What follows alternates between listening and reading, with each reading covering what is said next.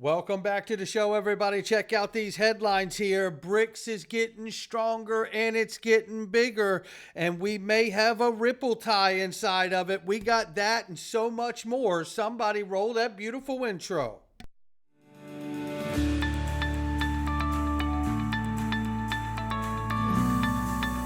Digital Perspectives with Brad Kimes. Come on in.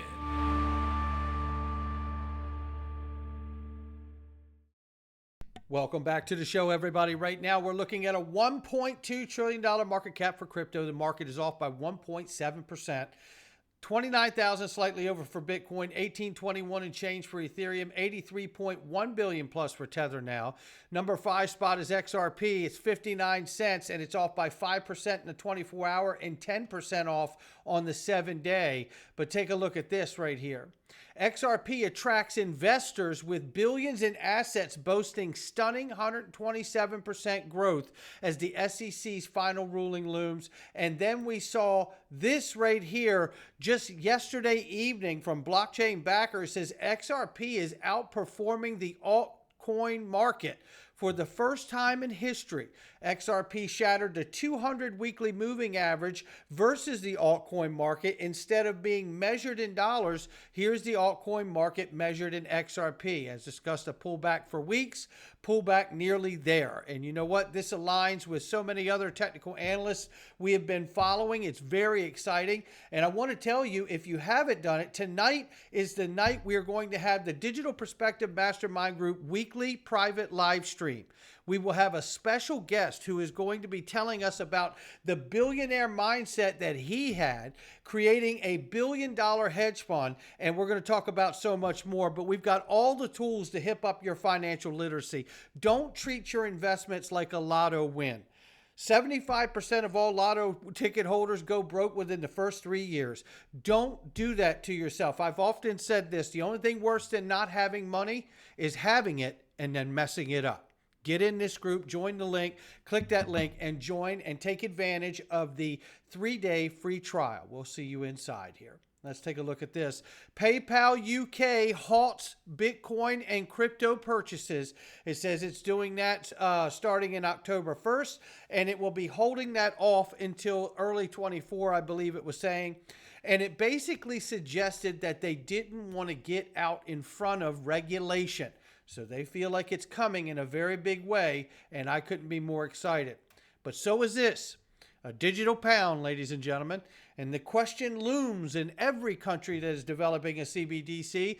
Would the government restrict what we use it for? Take a listen what they say about the digital pound. The Bank of England nor the government would be able to program your digital pounds or restrict how you spend your money. However, you would have the ability to program your own payments if you wanted to. Today, this would allow you to make automated payments, such as paying your rent or mortgage on a set day.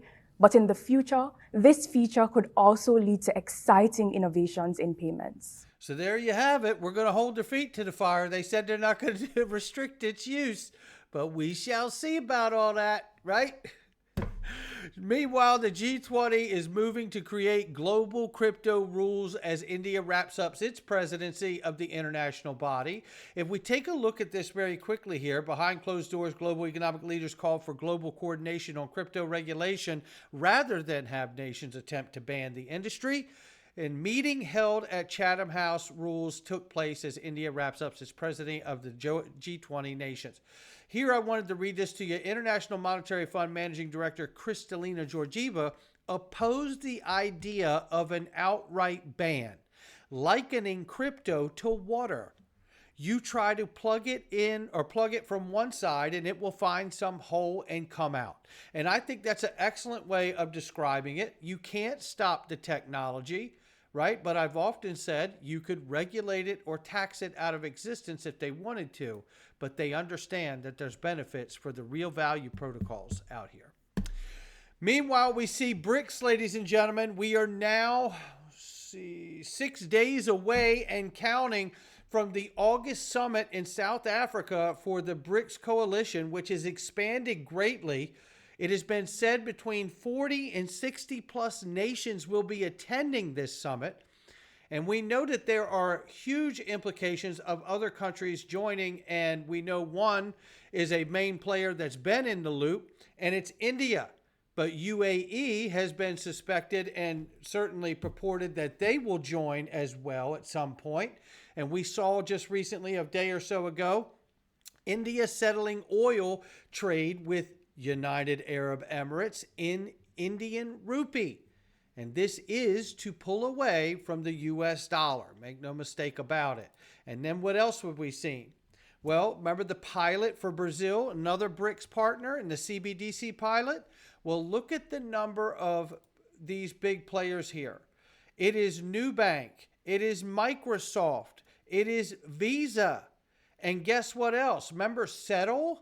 Oh, yeah, I remember Settle. You remember Settle? Remember Marjan Delatine, who came from Swift and then was a Ripple executive for years? And then she was hired by Settle. You know, you could almost look at this in retrospect as like a transition team kind of effect, right? I'm not suggesting that it was that calculated, but, you know, these people that work at these levels usually go to some branch of what they were working on before, Swift, Ripple, now Settle. And you could see that there are really these deep connections that happen between very real people and the companies. I couldn't be more excited. Central Bank of Saudi Arabia has signed an agreement with Ripple. And that was not breaking news. So stay with me on the connection here. This goes all the way back to 2018. I believe we're going to look at it in just one second. Saudi Arabia, we know, has a $15 billion with a B MOU, Memorandum of Understanding, with the Brics Coalition, and has applied to the I guess it's the central bank of the Brics bloc, or whatever they call it. XRP will really come in handy with a financial shift like this. Any questions? Take a look at this from Ido Farina here. If you go down into this, it's a nice reminder. I know I covered this several years ago, but it's nice to go back and look at these things in the history past, knowing what's happening today. And we're about to do that in a big way with Brad Garlinghouse, so don't you go anywhere. Take a look at this. Clifford Chance, one of the largest law firms in Saudi Arabia, it was recently reported that some sources, cryptocurrencies have been made illegal. However, public announcements by standing committee consisting of SAMA, right, which is a Saudi Arabian monetary authority, I believe, if my memory serves me correctly there. And the KSA authorities stated that cryptocurrencies were not regulated with the kingdom and issued a warning similar to many jurisdictions on the dangers of speculating in this market. SAMA has actively supported the adoption blockchain in payments and signed an agreement with Ripple this year, which was 2018 at the time, right? And it says here to help banks improve their payments and infrastructure. We also know that it is Sharia compliant, XRP Ledger and XRP. So we have that. So now we have this connection, knowing that Saudi Arabia wants to join and probably will. I'm watching very closely in 6 days if we find out that they actually do join Brics, because you can't serve two masters. And the U.S. knows it now more than they ever have. They are trying to pressure Saudi Arabia to sell oil in dollars, not the Chinese yuan. And what's interesting about this is they shouldn't have to pressure anybody, because that's what the Petro agreement was about. So we don't have to pressure anyone. But let's go back here and just take a quick reminder. Remember when back in, I think it was April 2020, it says here, for the first time in the history of oil, the price of U.S. oil went negative. For the first time, an asset like oil became a liability. That's what happened. And I'm urging people to understand, and I'm not endorsing one versus the other, but I'm seeing a strategy from the administration that was in at the time that knew a moment like this was coming and probably drove oil negative to make a point out of trade talks. Meanwhile, not having that kind of hard-nosed approach and the ability to walk away from the table, the U.S. is now really just short of politically begging Saudi Arabia to do what they signed an agreement to do. Where it shakes out, we don't know. But what we do know is on the heels of this 6 days away Brics summit, We see another country joining BRICS, and this time it's the Kingdom of Morocco right here. And I tell you, they submit their bid to join BRICS, and we should hear them and others announced over the next few days when we see the summit start August 22nd through the 24th. Now let's tie this in, because like I said, it always helps to go back and look at things. Shout out to Digital Asset Investor for this clip earlier. I ripped it so I could make the point that I wanted to make and tie in all of this happening with BRICS. This was from back in 2020 as well, right before the oil went negative for the first time in history of oil. Liz Clayman sat down with Brad Garlinghouse and they discussed the U.S. falling behind and the danger of China's digital yuan and new China government network run by the government. Think about BRICS expansion and where we are now today in 2023 and 6 days away from this summit. The possibility of finding out that Saudi Arabia will join BRICS and knowing they don't serve two masters. Think about while Brad is talking here, and like I said, this is from 2020, think about the fact and the implications of how Ripple, the company, and XRP, the digital asset, are absolutely positioned to handle any kind of a shock to the system that this may create or not. It is prepared and perfectly poised to be suited and used for this purpose. And I do believe that this is one of the main original reasons for XRP to exist, is to deal with the transition of moving away from the petrodollar agreement. Take a listen to this. Releasing a national digital currency and a government-run network to go with it. According to the People's Bank of China, the so-called China coin will enable cross-border money movement, will increase investment flows to the country, and maybe even bypass trade sanctions. So where is the Federal Reserve and the U.S. government in the national crypto race? And what would it mean for the private cryptocurrency tokens here in the U.S.? Earlier today, I sat down with Brad Garlinghouse, CEO of digital payment network Ripple, whose XRP cryptocurrency is one of the most widely traded. Listen to what he said. How do you view the news that China has completed this prototype of a China coin that's yuan-backed and is about to unleash some type of digital network? I think it should be a call to action for the U.S. So far, the U.S., I think, has been very actively looking at this, but we haven't yet seen leadership.